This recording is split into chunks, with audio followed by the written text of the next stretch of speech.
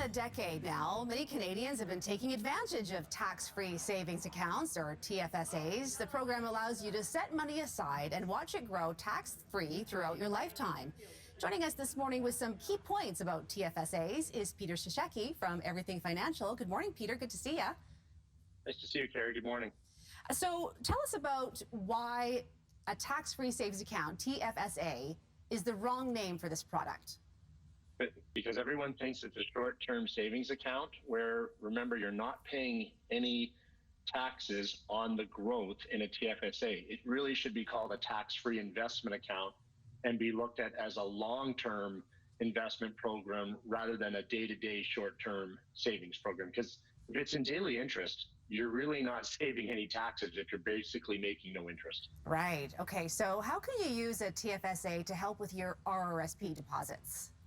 Well, if you're not sure what to deposit into RRSPs yet through the year and you have room in a TFSA, make your deposits to a long-term investment in a TFSA. But then when RRSP season comes and you figured out your taxes with your financial planner and you go, oh, I should move this much into my RRSP, whatever that amount is, you can take it from your TFSA and then put it in an RRSP. So you don't contribute too much to the RRSP that way. Like, what if, like, during a pandemic and you suddenly need some money?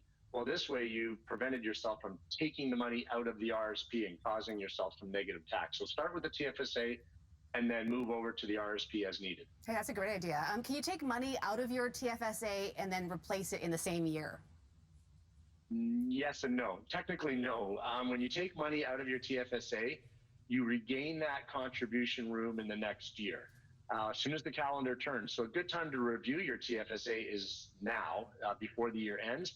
But if you had room in your TFSA and you weren't nearly at the maximum level, well, then you can just put money in from that contribution room in the same year. But technically, if you took out $20,000, that $20,000 is going to have to wait till the calendar turns over. So you did touch on this, but a TFSA, you're saying, is a little bit of a long-term or short-term? Is it long-term or short-term? You said long. It should be a long-term investment as part of your retirement plan. Remember, you're not paying any taxes on the growth of that TFSA, so you do want to make it fairly long-term, a little more aggressive than obviously something you might need in the next 6 months, and then actually do what it's intended for.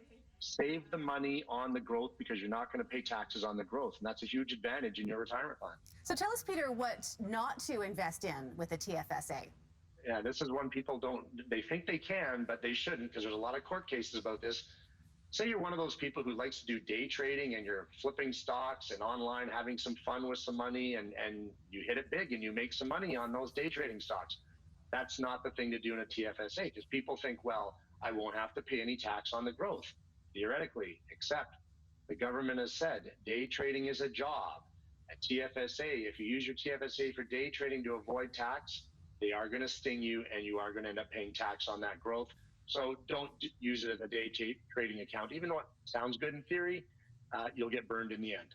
Okay, well, it's really good advice, and I learned a lot about TFSAs that I didn't know before. Peter Shishecki, thanks for joining us this morning. Have a great Wednesday. Wednesday. Thanks, Carrie. Have a great day.